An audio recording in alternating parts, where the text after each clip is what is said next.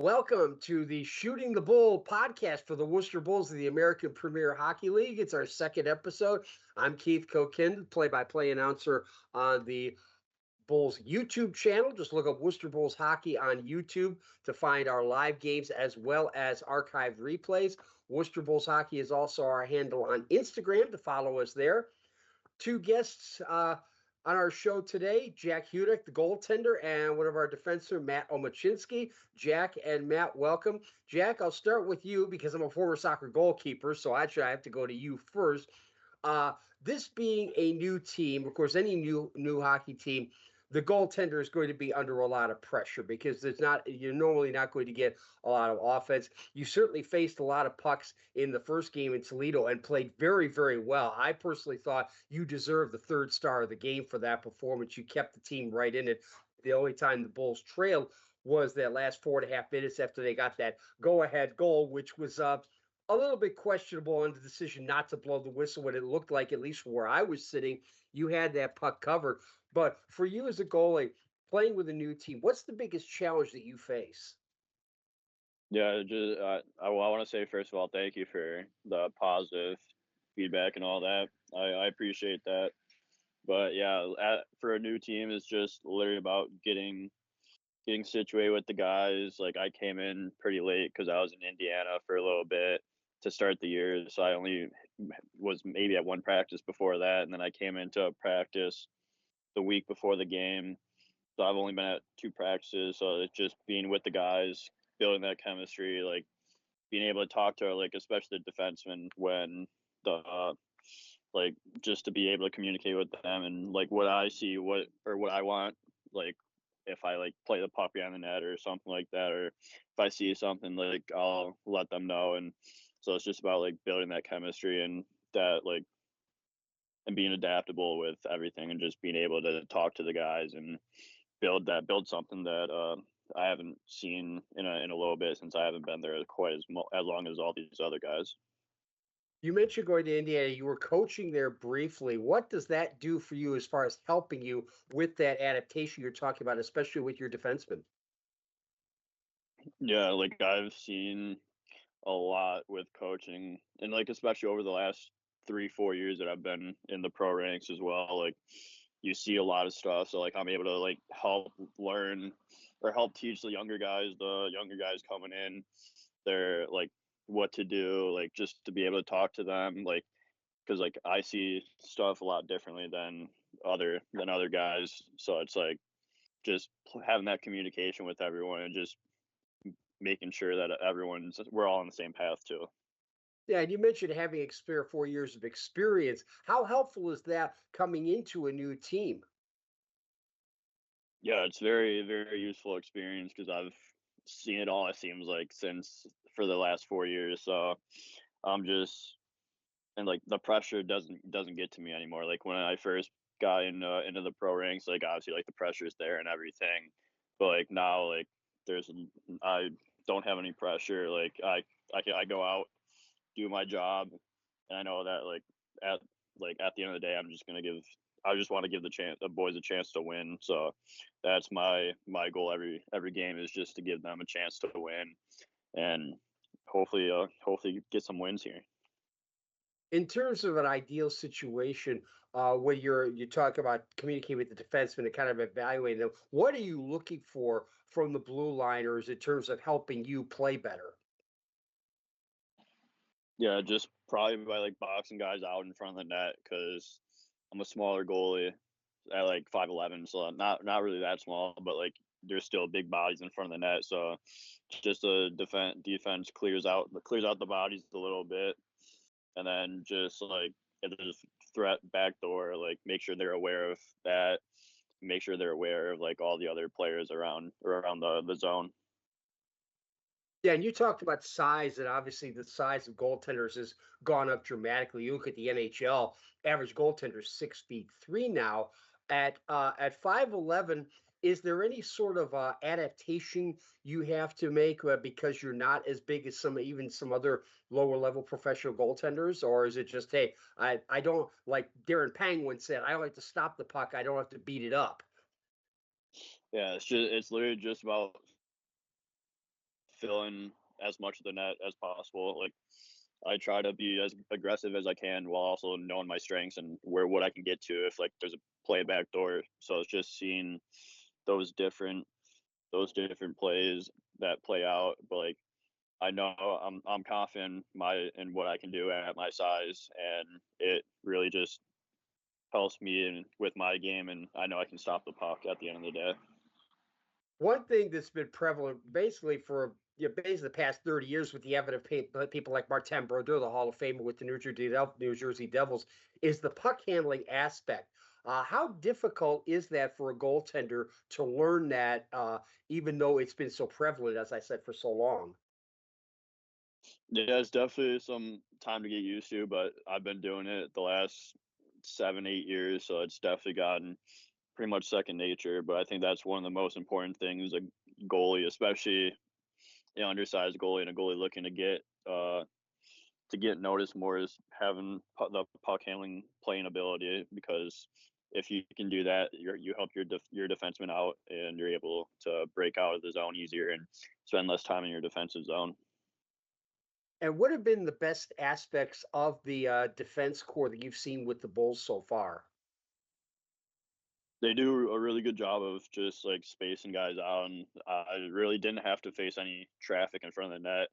And when I played in Toledo, and then the 6 minutes that I got against Ridgetown, there really wasn't any big bodies in front of the net, so they do a good job of clearing that out. And then also like the back doors, they're closing out the back door, so like I don't have to worry about back door as much. Yeah, you bring up a good point because both those teams, Toledo and Ridgetown, had some big guys up front. Of course, we'll be seeing Toledo come into town this Saturday. Turning over to the defense with Matt Omiecinski. Matt, as a defenseman, first of all, having some So experience. devotion to accuracy, I'm actually a forward, Okay, you but but hey, I appreciate you recognizing my defensive side of it. If there's a Selkie in the APHL, yeah. I'll put my vote in there for it. Yeah, you do spend a lot of time back checking, but one of the things you bring the team that Jack talked about is some experience as a defensive forward. How much does it help you knowing you've got Jack back there who has some professional experience when you've got a new team going here? Yeah, so I mean, we want to score goals, right? But we can't leave. We got to protect our end first. It's got to start from our end, and you got to build from back there. Um, we have to be able to.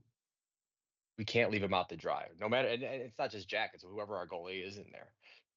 If we're not sound and locked in our own end, it doesn't matter what we do at the other end of the ice. We're just going to get buried if we end up running around like you know idiots out there, and we don't know how to take care of our house.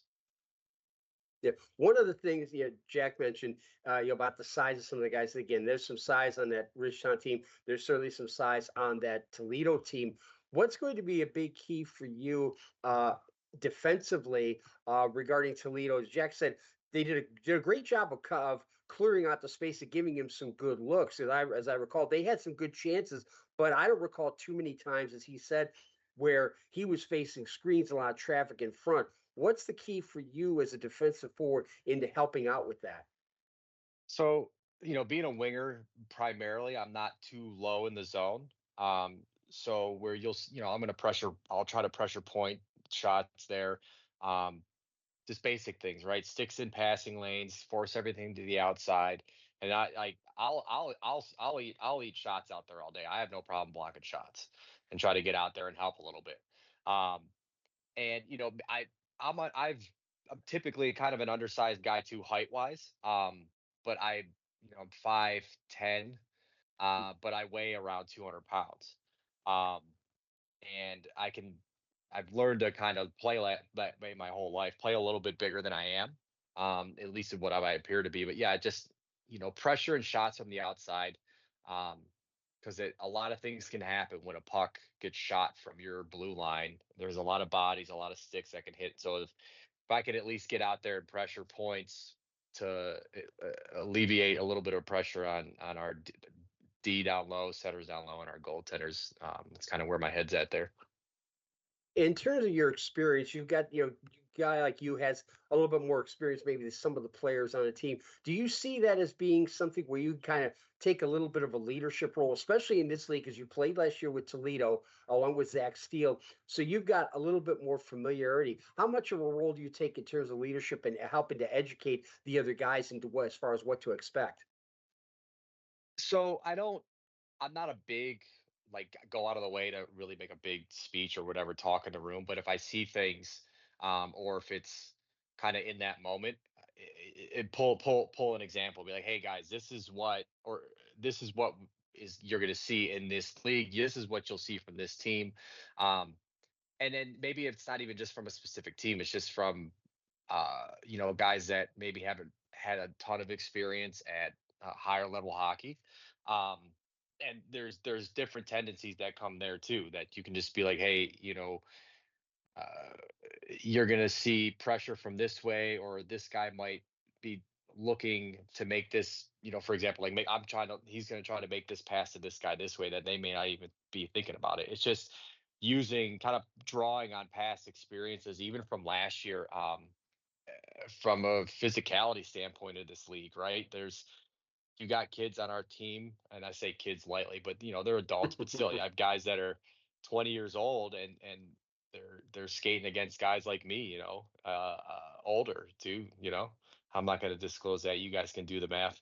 Um, but I mean, there's just guys that there's bigger, stronger guys, and you see that at all levels too. So it's just kind of you learn you learn when to take your chances and who to take your chances against, and just kind of take that process one step at a time, and learn from it along the way.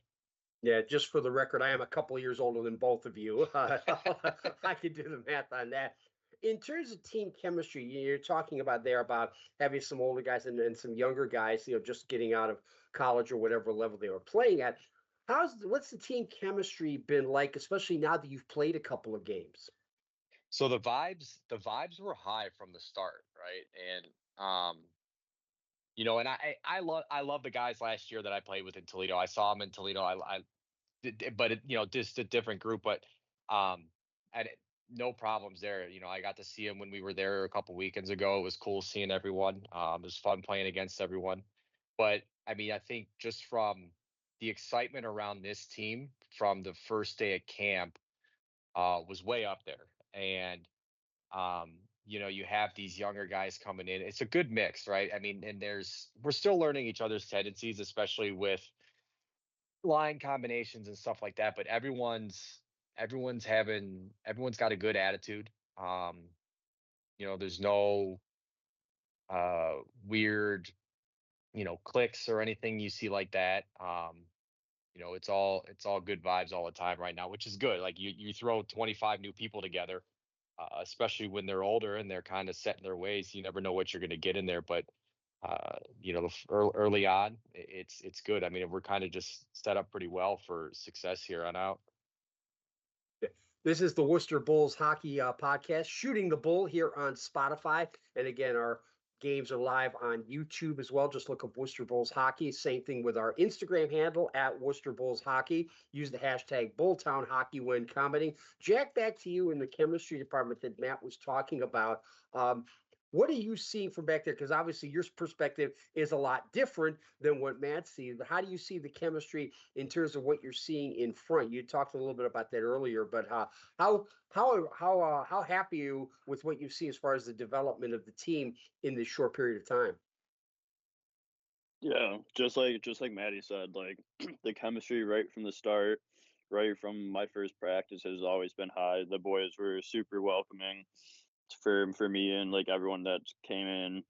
So it's really nice to see that, and like it also translates not just for practice, but like in games. Like obviously, like Matt said, we're learning the guys' tendencies and all that, but we're really starting to click, I believe, especially towards that second half of that second game. That second game was we were clicking pretty well, and even in the first game, like for our first game, like sure there's things to clean up here and there, but everything's starting to come together, starting to get the rust off, and like just the whole chemistry, the guys like everyone loves each other in that locker room. So it's like that also helps when you're going to play on the ice and you're just doing it for the boys and just trying to get wins for the organization and for each and every person in that locker room.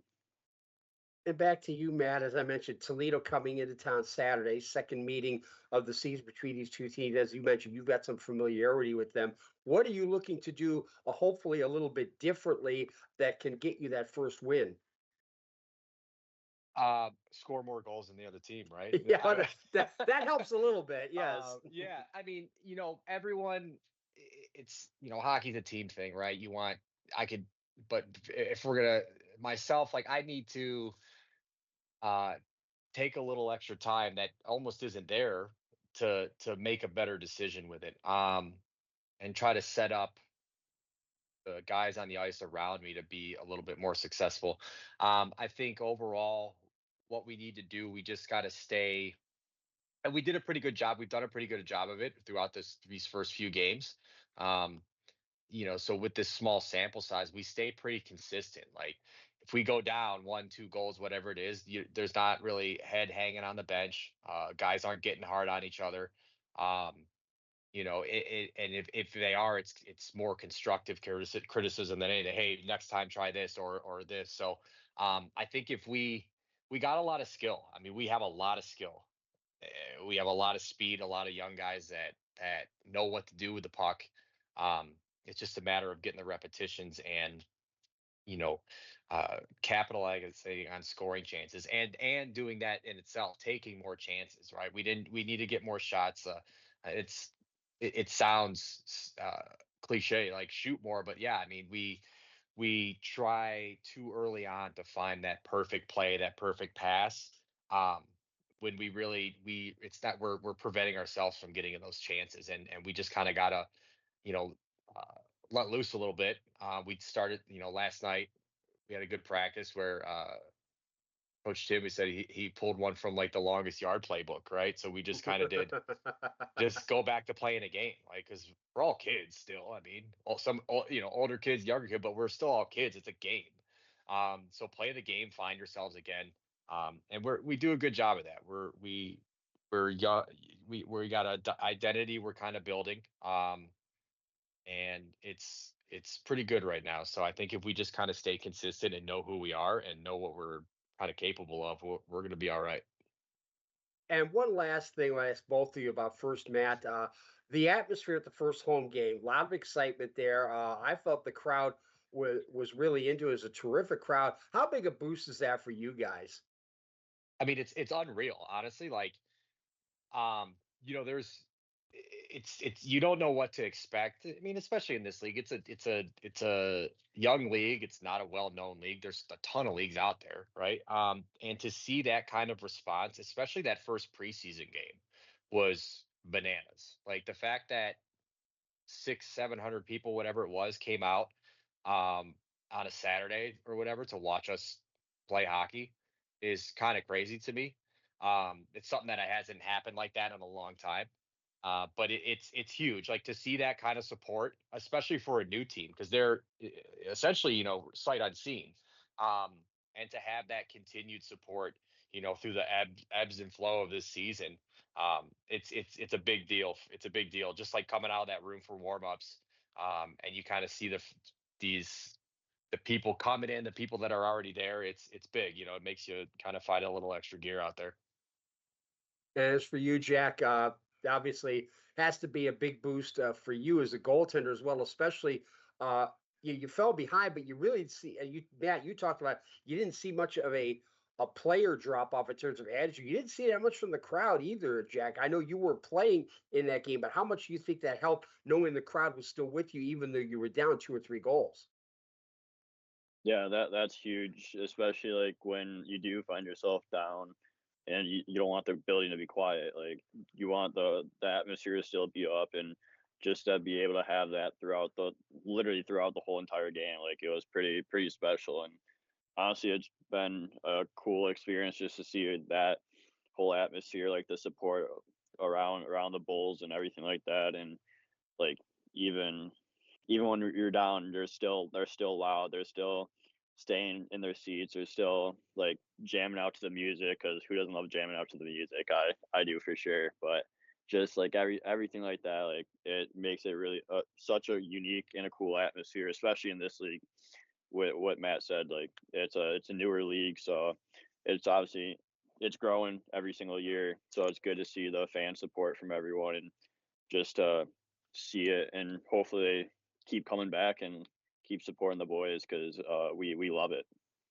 Yeah, you bring up the music. The music production people do a terrific job. They made some good choices. Even took on a couple of my suggestions, which I need to get them some audio files for that as well.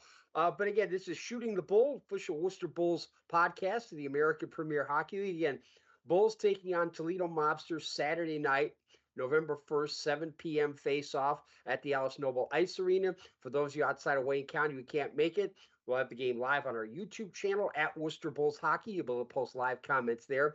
Also, keep in mind our Instagram page. You can follow us there at Worcester Bulls Hockey as well. You'll see Matt and Jack there along with me. Come find us and follow us as well. We appreciate that. Ben Ickes has been handling all the technical aspects tonight. Thank you very much, Ben, for all your help. Thanks to Matt Omiecinski and Jack Hudec for joining us here on Shooting the Bull here on Spotify. We look forward to seeing you Saturday night, either in person or on our YouTube channel, as the Bulls take on the Toledo Mobsters.